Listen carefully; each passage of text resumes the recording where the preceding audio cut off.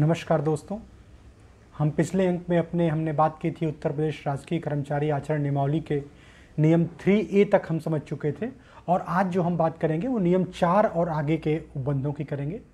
पूर्व के जो मेरा लेक्चर था उसमें मैं डिस्कस कर चुका था, नियम 3 तक की बात हो चुकी थी और राजकीय कर्मचारी आचरण नियमावली की जो परिभाषाएँ थीं, जो उसके मुख्य उपबंध थे, उसको हम समझ चुके थे पहले अपने जो भाग था उसमें, और आज दूसरे भाग में नियम 4 और आगे चलेंगे। तो इसके लिए पूर्व की भांति मैं आपको पुनः लेकर चलूँगा उत्तर प्रदेश स्टाम्प एवं रजिस्ट्रेशन विभाग की वेबसाइट पर, और वहाँ से हम देखेंगे जो उन्होंने जो अपलोड कर रखा है राजकीय कर्मचारी आचरण नियमावली का भाग, उसको हम फिर देखेंगे और उसके नियम 4 और आगे के हिस्से की हम व्याख्या इस अध्याय में शुरू करते हैं। तो आइए चलते हैं वेबसाइट पर। तो ये सबसे पहले हम आते हैं स्टाम्प एवं रजिस्ट्रेशन विभाग की वेबसाइट पर और हम ये देखते हैं, ये वेबसाइट खुल गई और इसके नियम वाले पोर्शन में जाकर के हमने पिछली बार भी खोला था और वही करेंगे इस बार भी हम कि इसमें जाकर के उत्तर प्रदेश कर्मचारी आचरण नियमावली खोल लेंगे। जब भी आपको किसी एक्ट की आवश्यकता हो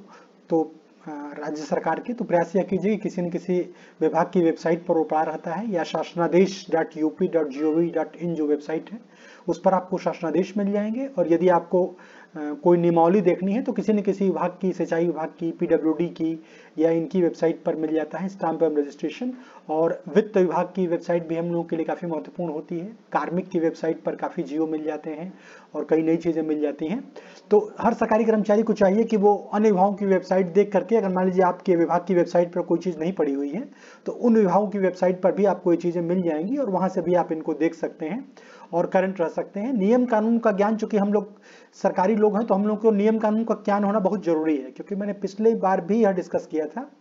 कि राज्य वही कर सकता है जिसके लिए उसको संविधान से या किसी कार्यकारी नियम से या किसी अधिनियम से या किसी नियमावली से उसको अनुमति मिली हुई है। तो हमारा जो भी काम है वो संविधान के नियमों के दायरे में होना चाहिए, और उसके लिए हमको शक्तियां कहाँ से प्राप्त होती हैं, उसके लिए हमको हमेशा ये बताना पड़ेगा कि इस शासनादेश से हमको शक्तियां प्राप्त है, इस नियमावली से हमको शक्तियां प्राप्त है, इस अधिनियम से हमको शक्तियां प्राप्त हैं, या संविधान से हमको शक्तियां प्राप्त हैं। तो इसलिए मैं चाहता हूं कि आप लोग हमेशा अपडेट रहें और इन चीज़ों को, वेबसाइट एक बहुत बढ़िया माध्यम हो चुका है और सरकारी वेबसाइट्स पर अधिकृत आंकड़े होते हैं, इसलिए आप इनका लगातार प्रयोग करके अपने को अद्यतन कर सकते हैं।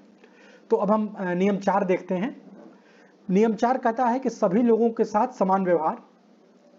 प्रत्येक जो सरकारी कर्मचारी है वो सभी लोगों के साथ, चाहे वे किसी भी जाति, पंथ या धर्म के क्यों न हो, समान व्यवहार करेगा। ये आप जानते हैं कि संविधान से भी हम लोगों के लिए ये वो है, इस बात के लिए निर्देशित किया गया है। और दूसरा, कोई भी सरकारी कर्मचारी किसी भी रूप में अस्पृश्यता का आचरण नहीं करेगा। आप जानते हैं कि इसके लिए अधिनियम भी बना हुआ है, छुआछूत का निषेध जो है वो संविधान में भी किया गया है इस चीज को। तो इन चीजों को इसमें भी लेकर के आया गया है और राज्य कर्मचारियों के लिए ये आपत्तिकारी किया गया है कि ये किसी भी रूप में अस्पृश्यता का आचरण नहीं करेंगे और सबके साथ समान व्यवहार करेंगे। क्योंकि राज्य के या शासन के प्रतिनिधि के रूप में आप ही जनता के समक्ष होते हैं, इसलिए ये बेहद आवश्यक है कि आप सभी लोगों के साथ समान व्यवहार करें। राज्य सभी लोगों के साथ समान व्यवहार करता है। नियम 4 का जो बढ़ाया गया है, ये बात करता है मादक पान तथा औषधि का सेवन का, और ये कहता है, इसका निषेध करता है कि कोई भी सरकारी कर्मचारी किसी क्षेत्र में जहां वह तत्समय विद्यमान हो, जहां वो उस समय रह रहा हो, मादक पान अथवा औषधि संबंधी प्रवृत्ति किसी भी आदेश का दृढ़ता से पालन करेगा। कोई वहां टाइम पीरियड निश्चित हो कि इस अवधि के बाद आपको ये काम नहीं करना है, या कोई विशेष क्षेत्र में कोई वो लागू हो, या किसी दिन मान लीजिए बंदी हो, या ये सारी भी चीजें हैं, तो इन सारे नियमों का आपका दृढ़ता से आपको पालन करना है। और ऑन ड्यूटी जब आप होंगे, अपने कर्तव्य पालन के दौरान किसी भी मादक पान या औषधि के प्रभावाधीन नहीं होगा। आप जानते हैं कि ढेर सारी औषधियां ऐसी हैं जिसमें कुछ मिश्रण होता है इन चीज़ों का, जो मादक होते हैं। तो इन चीज़ों का आप ध्यान रखेंगे कि उन औषधियों का भी आप सेवन नहीं करेंगे, ताकि आप अपने दिमाग पर आपका नियंत्रण जो है वो कम हो जाए, आप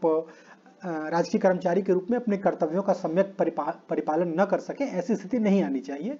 तो इस बात का सम्यक ध्यान रखेगा कि किसी भी समय उसके कर्तव्यों का पालन किसी प्रकार ऐसे पेय अथवा औषधि से प्रभावित न हो। ग कहता है कि सार्वजनिक स्थानों में किसी मादक पान अथवा औषधि के सेवन से अपने को विरत रखेगा। सार्वजनिक स्थान आप जानते हैं जिनको सरकार ने घोषित कर रखा है, होटल हो सकते हैं, रेलगाड़ी हो सकती है, कोई भी ऐसी जगह जहां पर कोई भी व्यक्ति आ जा सकता है, वो सारे सार्वजनिक स्थान में आते हैं। इसकी परिभाषा भी विभिन्न नियमों में, विभिन्न उसमें वर्णित है, वहां से आप देख सकते हैं। तो सार्वजनिक स्थानों में किसी मादक पान अथवा औषधि के सेवन से अपने को आपको विरत रखना है। मादक पान करके किसी भी सार्वजनिक स्थान पर आपको उपस्थित नहीं होना है, और किसी भी मादक पान या औषधि का उपयोग अत्यधिक मात्रा में नहीं करेगा, लिमिट में ही करेगा, अत्यधिक मात्रा में वो नहीं कर सकता है। फिर इसका स्पष्टीकरण देते हुए कहा गया है कि इस नियम के प्रयोजनार्थ सार्वजनिक स्थान का तात्पर्य किसी ऐसे स्थान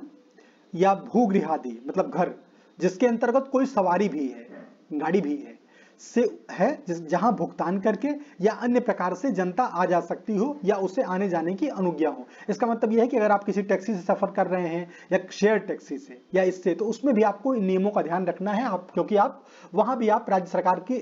छवि को उजागर करते हैं, आप उनकी छवि का हिस्सा हैं।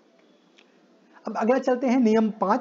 राजनीति और चुनाव में हिस्सा लेने के बारे में आपके क्या अधिकार और क्या कर्तव्य हैं उसकी बात कर रहा है ये जो नियम है। और ये कहता है कि कोई सरकारी कर्मचारी किसी राजनीतिक दल का या किसी ऐसी संस्था का जो राजनीति में हिस्सा लेती है सदस्य न होगा और न अन्यथा उससे संबंध रखेगा, और न वह किसी ऐसे आंदोलन में या संस्था में हिस्सा लेगा, उसके सहायतार्थ चंदा देगा और किसी अन्य रीत से उसकी मदद नहीं करेगा जो प्रत्यक्षतः या अप्रत्यक्षतः विधि द्वारा स्थापित भारत सरकार के प्रति विद्रोही हो या उसके प्रति विद्रोही कार्रवाइयां करने की प्रवृत्ति पैदा करती हो। अब इसका उदाहरण भी इन्होंने इसी नियम में दिया हुआ है, यदि आपको दिक्कत है तो आप इससे भी उदाहरण से भी समझ सकते हैं कि मतलब आप न तो सत्ताधारी दल के पक्ष में कोई जो है वो कर सकते हैं कि उसके विरोध में आप कुछ नहीं कर सकते, ठीक है, और विपक्ष के उसमें भी नहीं कर सकते। ये सारी चीजें इसमें जो है लिखी हुई है कि किसी का पक्ष जो है वो नहीं लेंगे, नहीं उनके सदस्य नहीं बनेंगे, उनके पक्ष में कोई हिस्सा नहीं लेंगे, ये सारी चीजें लिखी गई हैं। और जो इसका पार्ट 2 है वो ये कहता है कि प्रत्येक सरकारी कर्मचारी का यह कर्तव्य होगा कि वह अपने परिवार के किसी सदस्य को किसी ऐसे आंदोलन या क्रिया में जो प्रत्यक्षतः या अप्रत्यक्षतः विधि द्वारा स्थापित सरकार के प्रति विद्रोही है या उसके प्रति विद्रोही कार्रवाइयां करने की प्रवृत्ति पैदा करती है, हिस्सा लेने, सहायतार्थ चंदा देने या किसी अन्य रीत से उसकी मदद करने से रोकने का प्रयत्न करे। और उस दशा में जब कोई सरकारी कर्मचारी अपने परिवार के किसी सदस्य को किसी ऐसे आंदोलन या क्रिया में हिस्सा लेने या सहायतार्थ चंदा देने या किसी अन्य रीत से मदद करने से रोकने में असफल रहे तो वह इस आशय की रिपोर्ट सरकार के पास भेज देगा। ये बात ये कह रही है कि आप पहले तो आप रोकेंगे अपने परिवार का किसी सदस्य। अब परिवार के किसी सदस्य की परिभाषा पहले 2 में नियम 2 जो है उसमें डिस्कस हो चुका है कि कौन कौन लोग परिवार में आएंगे। तो अगर वो लोग कोई ऐसी क्रिया कर रहे हैं जो सरकार के विरोध में है तो पहले तो आप उसको रोकने का प्रयास करेंगे, और यदि नहीं रोक पाते हैं तो सरकार को उसकी सूचना दे देंगे कि ये जो है घटना हो रही है, ये चीज हो रही है, इसको आप सरकार को ही बताएंगे अगर आप नहीं रोक पा रहे हैं तो। और इन सब चीजों में सरकार का जो विनिश्चय होगा वो अंतिम होगा कि इसमें कोई जो काम आपने किया है वो इस नियम के अधीन आता है या नहीं आता है, आपने कोई गलती तो इस नियम के अंतर्गत नहीं कर दी है, ये सारी चीजें इस नियम के अंतर्गत आएंगी और उसमें सरकार लास्ट फैसला करेगी। इसके अतिरिक्त इसमें यह भी प्रावधान किया गया है कि कोई सरकारी कर्मचारी किसी विधानमंडल या स्थानीय प्राधिकारी के चुनाव में न तो पक्ष प्रचार करेगा, न अन्यथा उसमें हस्तक्षेप करेगा और न ही उसके संबंध में अपने प्रभाव का प्रयोग करेगा और न उसमें हिस्सा लेगा। अब इसमें कुछ आपको वो दिया गया है, कुछ छूट जो दी गई है वो ये कहा गया है कि वोट आप डालेंगे, लेकिन वोट डालते समय भी आपको ये ध्यान रखना है कोई आप संकेत ऐसा नहीं देंगे जिससे पता लगे कि आप किस पार्टी को वोट दिए हैं या किस ढंग से आपने अपना वोट डाला है। ये सब चीजें आपको कहीं भी प्रदर्शित नहीं करनी है, आपको एकदम निरपेक्ष होकर अपना केवल वोट डालना है और डाल करके जो है वहां से हट जाना है। और यदि आपको कोई कर्तव्य, मान लीजिए आपके सेक्टर मजिस्ट्रेट की ड्यूटी लगी है, पीठासीन अधिकारी की ड्यूटी लगी है या किसी पद पर आपकी ड्यूटी लगी है विधि द्वारा जो है, तो अगर आप चुनाव के संचालन में मदद कर रहे हैं तो उससे ये नहीं समझा जाएगा कि आपने इस जो नियम है इसका उपनियम का उपबंधों का उल्लंघन किया है, ये नहीं समझा जाएगा। लेकिन आपको ये ध्यान रखना है कि आप अपनी गाड़ी पर, अपने घर पर, अपने निवास स्थान पर किसी भी पार्टी के किसी चुनाव चिन्ह का प्रदर्शन नहीं करेंगे, और यदि ऐसा आप करते हैं तो ये माना जाएगा कि आप जो है अपने प्रभाव का उपयोग कर रहे हैं। इसलिए विशेष ध्यान रखें कि जिस गाड़ी में आप सफर कर रहे हैं आपके घर पर कोई झंडा किसी पार्टी का न लगा रहे, या कोई आप गाड़ी पर अपने किसी पार्टी का स्टिकर या कोई ऐसी भी चीज न लगी रहे। इन सारी चीजों का आपको विशेष ध्यान रखना है। या किसी भी तरीके से कोई कपड़ा आपने ऐसा पहन लिया जिससे किसी पार्टी का प्रचार होता हो, तो इन सारी चीजों का ध्यान रखें कि आपको एक वेल बिहेव्ड रहना है। आपको जो आचार संहिता है उसका पालन करना है, हर चीज का आपको पालन करना है, क्योंकि मैंने आपको बताया कि आप सरकार के प्रतिनिधि हैं, तो आपको वो गरिमा लगातार अपनी कायम रखनी है।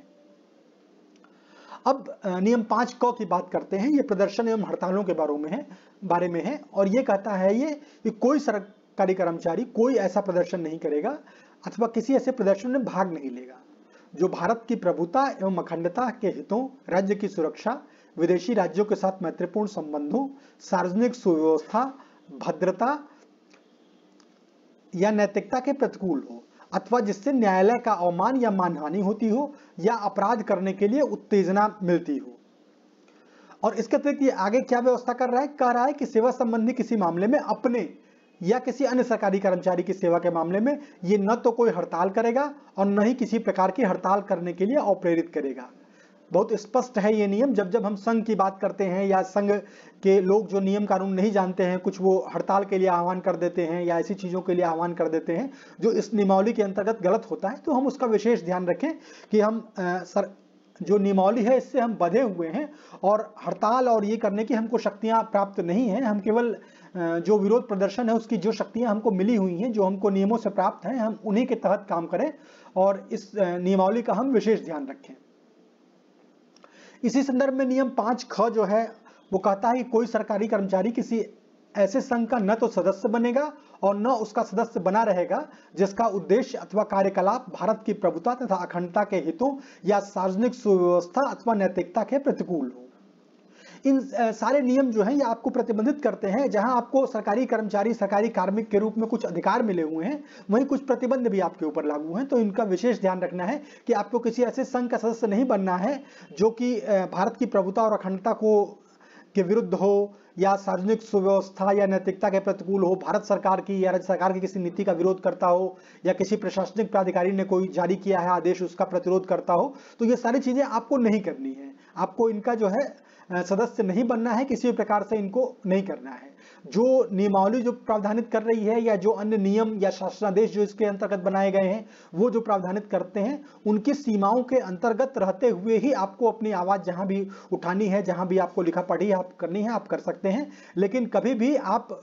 इन उपबंधों का उल्लंघन नहीं करेंगे, अन्यथा अनुशासन एवं अपील नियमावली 1999 या अन्य जो प्रावधान है उसके तहत आप दंड के भागी हो सकते हैं, आपके विरुद्ध कार्रवाई हो सकती है।